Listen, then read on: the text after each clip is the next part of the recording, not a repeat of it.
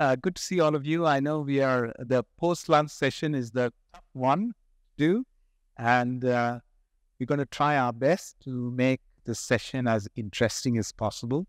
Talk about interesting and exciting things, which is what tourism is all about, isn't it? We have a great panel of experts, as Georgia introduced.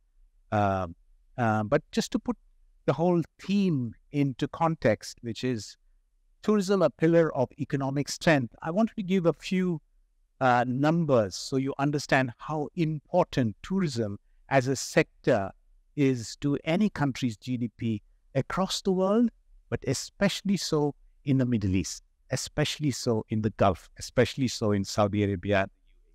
I think all of you know that. But just to put this in context, in 2024, global travel and tourism industries will contribute $11.1 trillion to the economy, a sector that provides 348 million jobs. Look at this number 10 years from 2024, 2034. The travel and tourism sector will be worth $16 trillion, from 11.1 to 16. Jobs, 348 million jobs to 449 million jobs. Massive. When you really look at, you look at the context of the Gulf countries, it's even more interesting. When you look at 2023, the Middle East here, the data is not that clear, it's a bit fragmented, but when you really look at it, you see Middle East has attracted about 53 million international tourists in 2023. So clearly we've seen the back of the pandemic, and it has contributed nearly, as per the IMF, 9% of the GDP of the entire region. So, nearly 10%. So you're looking at a absolutely strong pillar of the economy. Saudi Arabia, we were just talking before. Saudi Arabia is allocated $1 trillion for the tourism sector. It's called the $1 trillion bet. And as recently announced, they have crossed the 100 million tourists in 2023, 6 years ahead of schedule. Of course, a large portion of that are pilgrimage tourists going to Mecca and Medina, but 27.4 million international tourists arrived in Saudi Arabia in 2023. And that number, as per the strategy, is going to go to 150 million in the year 2030. So you're looking at 5 years from now, 6 years from now, you're going to see some fabulously interesting numbers, massive investments. Abu Dhabi, where we are, 2030, the tourism strategy was announced by the Crown Prince only recently. I think, you're looking at attracting 39.3, nearly 40 million tourists in Abu Dhabi, some of them domestic, of course, and 90 billion in terms of GDP contribution, and about 178,000 new jobs. So if you look at the Middle East, the Middle East, Saudi and UAE, you're looking at a very, very important sector. Now, so when you look at it, the region will continue to be focused. There's the Expo 2030 coming. There's the FIFA World Cup in 2034. You have the launch of the Al Maktoum International Airport, the largest airport in the world, with nearly passenger capacity of 260 million. Just imagine an airport that can handle 260 million. So you're looking at growing demand, an investment of 35 billion in that new airport. Flying taxis, autonomous cars, sea gliders will dot the landscape of Abu Dhabi very soon. And what more do you want than getting Hollywood star Ryan Reynolds as the chief island officer of the nearby Yas Island? So in that context, let's focus on the key aspects. So the first question that I have for our eminent panelists here is, how, in your opinion, is the tourism sector going to grow differently? How will it grow differently? And what are the most important challenges and opportunities that we're looking at, with so much focus on the government, so much investments coming here? So critical, isn't it? So How, as experts, do you see this? To you first, Dr. Saida. Of course. It's a pleasure to be here. And indeed, second to last is always a tough one. So we'll give it a good go. Yes. Look, tourism in our part of the world, it's just phenomenal. Out of COVID, this region has been nothing short of being a behemoth when it comes to tourism. We have probably grown and expanded tourism above and beyond any other region. That will continue. Tourism continues to be top of mind. Every single conversation, every single meeting of our leaders, that is one of the topics. Just a couple of days ago at the WEF, that was exactly one of the topics that the entire group was talking about. How do we further this? How will the future be different? I think the future will continue to be more experiential. It's not about things, it's about the experience. How do I feel about it? It will continue to be much more personalized. So how does this impact me? Why is this better for me? As opposed to just one size fits all. And it will be much more localized. It's, again, specific elements, specific experiences built around things that are important, such as sustainability, very broad theme going forward. So I think these are probably some of the things we see as being top of mind. Thank you. Thank you, Sam. Good to see you. I've just come back from Saudi Arabia as well. We've also talked about tourism. You know, as you rightly said, tourism continues to be a hot topic in the region, with an immense amount of opportunities for the entire region. We've seen tourism grow, and Dubai sort of led the tourism industry and paved the way for the rest of the GCC countries. Saudi Arabia has been described as the last frontier.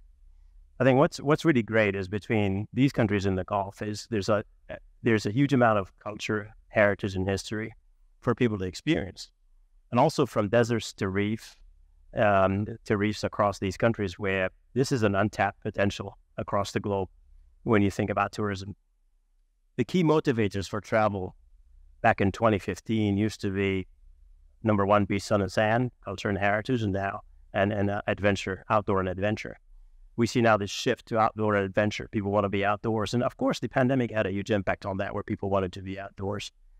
But we see the greatest opportunity for the region is to continue to cultivate cultural experiences. As Dr. Saida said today, the people are looking more for deep-rooted experiences rather than material goods. I'm not seeing that at home with my Gen Z children or my millennial wife. They still go to the material goods. But I would say that is a big opportunity to continue to put forward these cultural experiences across the region, and especially in the UAE and Saudi Arabia, where there's an abundance of that, as well as Oman, of course, where history is quite deep-rooted within the Omanis as well.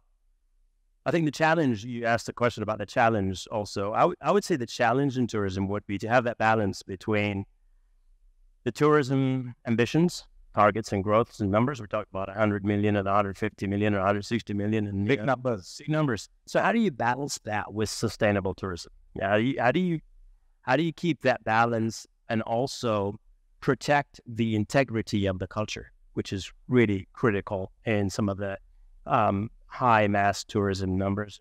We've seen cry outs from Spain about mass tourism in other countries, and that's predominantly where the citizens of the country were not included. I don't know if anybody has heard of a place called the Island of Palau. If you haven't heard of Island of Palau, look it up. The Island of Palau has about 50,000 citizens. They receive about 500,000 visitors a year. So the president of Palau said, how are we going to police all these people coming into our country? We're only 50,000, they're 500,000. How are we going to do that, right? So they created something called the Pledge of Palau. So when you go to get a visa to go to Palau, you have to pledge that you will not feed the wildlife, you will not harm the environment, you will not use plastic, you will not. So you become an ambassador. And this is where another challenge comes in, is how do we continue to educate visitors on sustainable tourism? I remember the island of Palau. Yes. It is a very interesting example of how to ensure that you keep the essence of the place and not lose it to otherwise gentrification for tourism. Yeah. Moving on to a little more specific on what Visa is doing in the region. You did a recent interview with the Economy Middle East magazine, and you talked of innovative digital payment solutions. I mean, there can be a lot of things, Dr. Saida, but what does it mean to the consumer? You talked earlier about experiences. How does digital payments change experiences for your consumers? Sure. It's a very good question. Let me ask you a question. Do you have a bucket list of places you'd like to visit? Say that again. Sorry, I wasn't here. Do you have a bucket list of places you'd like to visit? It's a long one. Right? Now that I have time, I'm going to visit. Yeah. I assume many of us in the audience do, right? Places you'd like to visit. Maybe there, maybe Faroe Islands, maybe just some place that's just so different and crazy, right? Yes. That's the inspiration part. And that's where we would like to start as Visa. We want to start with our cardholders from the point of where we dream. Think about bringing unique offers to our cardholders on where can you go? What can you do? Places that you perhaps we wouldn't even think of going to. Places that you perhaps couldn't afford going to, right? How?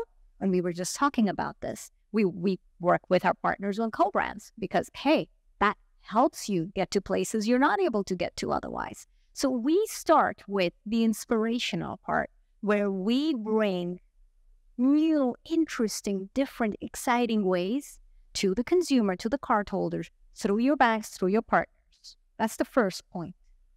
The second is, let's say I've dreamt and I've said, okay, I want to go to, let's pick Faroe Islands, right? A remote corner of the world. I want to go there. I don't know anyone there. I don't know if the merchant I'm engaging with is actually a merchant I can trust. I don't know if I get there and my plane is, or something happens to the flight, will I be stranded? So all of these things, if you actually use your Visa credential, we have it covered. You get travel protection. You get health insurance protection. You get so many other things so that you can do what you want to do, which is have fun. So you don't have to worry about that. Yeah. So we have that safety, security part covered. And then the last part is around the experiences. Once you're there, what can you do? And then we're constantly working on creating new things. For example, if you come to the UAE, there are so many things that you can do that you won't be able to do if you don't have your Visa card or if you don't use your Visa credential. So all along all these different touch points, we try to create opportunities and create propositions that are unique to your to use. And we do it off the back of not a blanket one solution fits all, but something that is personalized to you, because we have a lot of data that we can use. And we try to use that, again, with our partners to create very specific, very contextual offers for you. Absolutely. So a credit card is not just a credit card, but it's much more than that, actually. As they say, this phone that you have, we hardly use 5% of this software. If you're lucky, 5% of its software. The Visa credit card has more to offer. It's like a phone. So that's how I would see it, actually. Yeah. But indeed, customized consumer experiences are so important to make that visit to a place so much more positive. Absolutely. Moving on to you, Haitham, and this is more a technical question. I think when you look at the Middle East region, I think currently hospitality and residential projects worth over 1.9 trillion, nearly $2 trillion are being rolled out right now as you speak. How does the Intercontinental Hotel Group see this opportunity? And it's a competitive landscape. Every hotel group is going to enter into these markets, whether it's the Red Sea or Ramallah or Abu Dhabi or Dubai. What do hotel operators look for when they look at investing a certain amount, into entering a market? How do you see this? And I want you to answer this question in the context of a recent Economist piece that came only on April 25th, 2024, with the headline, "Will the War Snuff Out Gulf's Global Business Ambition?" in which it makes particular reference to tourism. It says, hopes for luring 160 million tourists a year to the region by 2030, 3 times the number in 2023, roughly about 57 million, as I said, are receding. So when you look at those, when you make a balanced decision about investments, entering a market, how do you do that? I'm sure a lot of people would be interested to see how a group like IHG makes that decision. Well, you had a multiple-fold question. I think I'll address your question going by the end of the question about the Economist statement about receding numbers of tourists. I think the GCC in general is a very resilient region. We've seen the UAE, predominantly Dubai, being one of the most resilient countries and cities in the world. We've seen the impact of variable pandemics or diseases or foot and mouth disease. We had the ash cloud. We had the financial crisis in 2008. None of those brought the hospitality and tourism industry to its knees like COVID did. Yet we emerged. Yet we came right out of that, right? We did not think in COVID this would happen. We did not think we would be together again. Everything was assumed we're going to be online, and we said business travel was going to die, correct?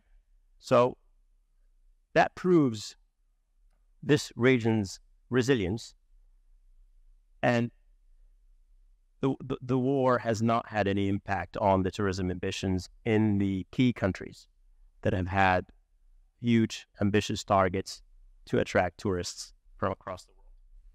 We've seen huge demand into our hotels, whether it's in the UAE or whether it's in Saudi Arabia, Qatar, with the events that they pulled in early this year, but also with more events to come into the region, with Expo now moving to Saudi Arabia and FIFA as well. So there's a lot more happening in the region than there is anywhere else. And I strongly believe this region is set for success, and the next decade is probably for this region to lose, Sunil, rather than anything else. There's a clear vision on tourism. There's significant government support to drive tourism and tourism ambitions, and we're seeing those targets increasing year on year. Now, to address your first part of the question, how IHG looks at these investments. First, if you have to allow me to do a plug-in of mine, so we have recently launched our Six Senses, which is our uber luxury brand. Most of you may be aware of our Six Senses brand in Dubai Marina, and that is a branded residence product. We also launched 2 years ago our branded residences and hotel Six Senses on the Palm. Six Senses is also coming to Abu Dhabi, and we're in deep discussions about potential opportunity in another key location closer to my home. Those of you who know where I am from, is in the UAE. So there is huge demand. Studies show that Dubai alone has over 45 branded residences already open and operating, and has over 40 in the pipeline across different brands. That shows how significant this market has become, and the preference for people to purchase branded residences. Now, we run different due diligences on whether it's destinations or markets or investors themselves. We look at risk reports that are micro and macro. We go as far as the location and more into the destination and bigger into the country. But there are very variables that allow us to make that decision on where we're going to enter a market and who we're going to enter with. So where, with who, and how do we play in each market? And those decisions have several committees that I'm part of, fortunately, to make these decisions in the region's investment on branded residences. And the due diligence that's run takes into account that the Middle East has 28 countries. For most Americans, the Middle East is one country. Yeah. And this is where we go very micro in some locations for us to consider investment in the region. So true. Not an easy decision to make, I'm sure, but nonetheless, I think if you look at all your international markets, this is probably where a lot of the investment is coming. Yeah, absolutely. I mentioned in Dubai, for example, in the EU, in Dubai's a number of rented residences, about 45, another 40 in the pipeline. That's significant. It's huge, huge. And Saudi Arabia just started what we call the strata law, so allowing rented residences product to enter the market. Correct. And we've seen an immediate influx in demand for our brands to enter those markets. Of course. Moving on to Dr. Saida, I mean, we discussed so far about how much of investment governments are putting in, especially in two key markets in the Gulf. I know you're responsible for the Gulf markets, Saudi Arabia and UAE. What is Visa as an international payments technology brand doing to be able to respond to these big tourism strategies and plans and massive investments?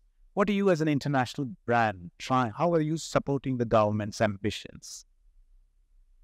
Again, very important question. I think the first and foremost thing that we do is continue to work with the government as well as with the local ecosystem on making sure every single tourist that comes in is able to use their payments infrastructure at any point. How many times has it happened to us that we go to another country, you get into a taxi, and you don't have cash, and they don't accept credit cards, right? That shouldn't happen. That shouldn't happen, that at any given point, if there is a tourist in any of our countries and they choose to pay with their credit cards, that acceptance should be universal. So that is priority one. How do we grow that payments infrastructure? In fact, a lot of the surveys we've done, we've seen very clearly for tourists, this is one of the top things in their mind. They want convenient payment options wherever they go. Absolutely. So that's number one. Make sure that there is payments acceptance across all the touch points. You'll be happy to know, Dr. Saida, that I don't carry credit cards anymore. Yeah, everything's on my phones. It's working. Oh, absolutely. That's a different form factor, right? It's a credential. It's not a card. It's a credential. Exactly. Digital, plastic, all the same. It's a credential. But that's exactly the point. Some people prefer to pay with that. When I travel across the GCC, I don't take actual physical card. I take my phone. We have incredible acceptance of that across. So that's the first very big thing, which is around acceptance. We make sure that you're able to use your credential, your card, whichever shape or form you like across all the touch points. I think the second big thing that we do is data.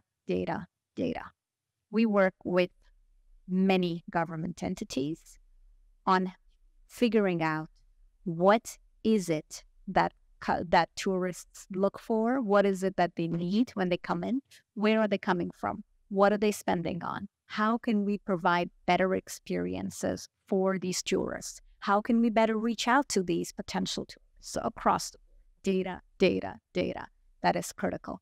And probably the third big element is security. Of course. Which goes without saying for all the reasons we mentioned and we talked about earlier. But those are probably the top three things that we work with the local governments on in enabling the local ecosystem. Yeah, there's a hell of a lot to do. I'm sure the governments would welcome all that. Neil, can I add a bit on data? I saw His Excellency Mubarak on a recent CNN interview where he mentioned data is the new gold. And that just really resonates with us as well as a company as IHG, how important data is for us as well, and how we use data for AI experiences, if you like, advice or driven by AI, and how much data we mine as industries, whether it's Visa or IHG, yet we do not necessarily use that data efficiently or effectively to enhance guest experience. But then going back to destinations on a wider spec, right? If destinations actually took our data to enhance our visitor experience into the destination, that would be such a huge opportunity for the region and for the tourism sector. Data, in fact, is the new oil for the region, for sure. Now, no question about that. Yeah. Moving on to a subject you referred to earlier, Dr. Saida, which is on sustainability. And I want to ask you, Haitham, I think there's a definite shift in the tourism sector moving to a much more growing importance of sustainability. The Gulf governments, the Middle East governments have specifically looked at being green, that there's a green vision for definitely growing in the region.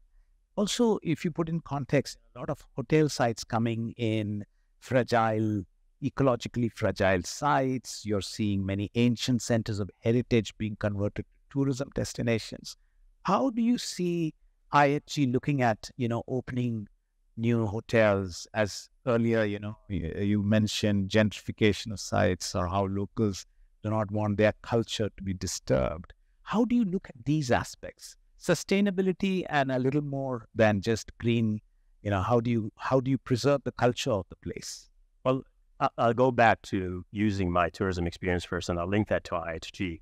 As some of you may know, I used to be the CEO for tourism development in Ras Al Khaimah. My peers were, Hilal Al Mari for Dubai, Saleh Al Jazeera was in Ajman at the time, Saeed Al Rabash was for Abu Dhabi. But we all worked collectively together on developing a sustainable tourism experience for the UAE. And it was a time where Beautiful Winters campaign went out, driven by His Highness Hamad bin Rashid. The idea of driving sustainable tourism resonated with me back in Ras Al Khaimah, where I came into a destination that had very little when you compared it to Dubai. And it was more of an extension of Dubai's beaches. But then when we looked at the natural assets of Ras Al Khaimah, the beautiful mountain terrain, and also the Jebel Jais, the desert, and the proximity of those, and the deep culture and heritage of Ras Al Khaimah, Jazira Al Hamra, where Emiratis used to live before oil about 200 years ago, and this Jazira still exists, and it was built from coral stones, was totally restored by order of the late President His Highness Sheikh Khalifa. These activities really resonated with me. And as I joined IHG, and we start to look at how do we drive sustainability in hospitality as well. We have a 10-year business plan called Journey to Tomorrow. Journey to Tomorrow, IHG's business plan focuses on people, on communities, and the planet.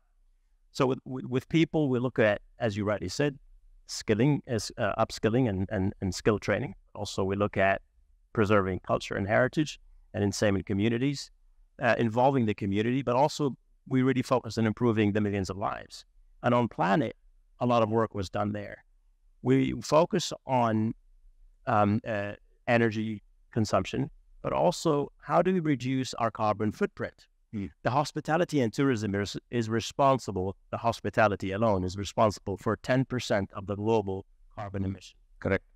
Now, why is that? Of course, we all stay at hotels. And when we stay at a hotel, we become quite abusive. We use the towel once. When you do that at home, at least twice or 3 times maybe. You want the bed sheets changed every day. When at home, you might do that every 5 days. We also leave the TV on. Studies have shown that when you leave the TV on for an hour, it emits 9 tons of carbon emission. Now, in another language, what does that mean? It means driving a car for over 20,000 miles on petrol. That's the amount of carbon emission you get out of a TV by just leaving it on. So we've invested in smart room management systems, not necessarily just if you put in your car on and off, but more smart. It really studies your behaviors around the room and also switches or increases temperature, decreases temperature as it sees you in the room or not in the room. But also we've really invested heavily in food waste. One of our hotels saved about $65,000 in food waste. To me, that's not $65,000 in food waste. That's 65,000 meals. In some countries, it's $1 a meal, right? So this is how we look at it, and that's one hotel. So the initiatives that we do could impact the world as a whole, but with this program that we're using, it basically takes mirror images of food that you throw in the garbage, and it gives you a weight of that. Let's take oats, for example. I'm sure a lot of people favor oats. Now, when you take oats and then you realize at the end of the day, you've just dumped 100 liters of oats, the chef and the food and beverage director meet and go through something called menu re-engineering, not engineering, re-engineering. And that's where they take the oats off the buffet and portion it on an a la carte menu. You can still enjoy your oats, but it's going to come portioned out to your table when you order, rather than sitting under heat all day long and then throw it away. So there's a lot of these initiatives that we work on to drive sustainability. We also work with partners in Saudi Arabia, for example, the Red Sea Global, who have been absolute stars in delivering our six senses to the lowest carbon emission possible in that development. And we are, as a company, now looking at how do we define zero carbon emission. So we're working with external consultants to actually have the true definition of what zero carbon emission means. Because when you talk about reducing your carbon emission, you got to take away some to give some. Yes. There's no zero. It's not a zero game, right? So how do you actually come to a zero game with carbon emissions? That's the biggest question to ask. How much did you say? 10% from hospitality contribution towards carbon emission? You have a long way to go, sir. We do. Yeah. I think if the permission from Dr. Rava, last question for the two panelists. I won't let them go without this. Final question. What is the one single most important trend that you see in the tourism sector in the next 5 years? You can have two if you want. I'll go really fast and I'll give you three. Oh, okay. So I think sustainability and ethical tourism, absolutely. We've talked a lot about that. I think the second is probably around the tourists themselves. It's not, I go for work, I go for fun. It's all a combination. We've seen elements of that in the digital nomads, but I think you'll see more and more of those worky day tourists as we go through. And probably the last one is just where the tourists come from, right? I think we will see a lot more from the global south, from China, from the other parts of the world that have perhaps not been as much. Okay. That was fast. Interesting. Very good trends. So I heard from Dr. Saeed that sustainable, responsible travel, workation. I would add digital and innovation into the tourism environment, but also I'd add what we call slow travel. So people are taking much more time to experience deep-rooted experiences rather than just quick in and out. Yeah, longer stays, relaxed stays, authentic stays. Absolutely, that along with salient travel. Future of tourism. I'm sure you'll see for Simon. Yes, that's the best way to throw the panelists out, Georgia. Thank you very much.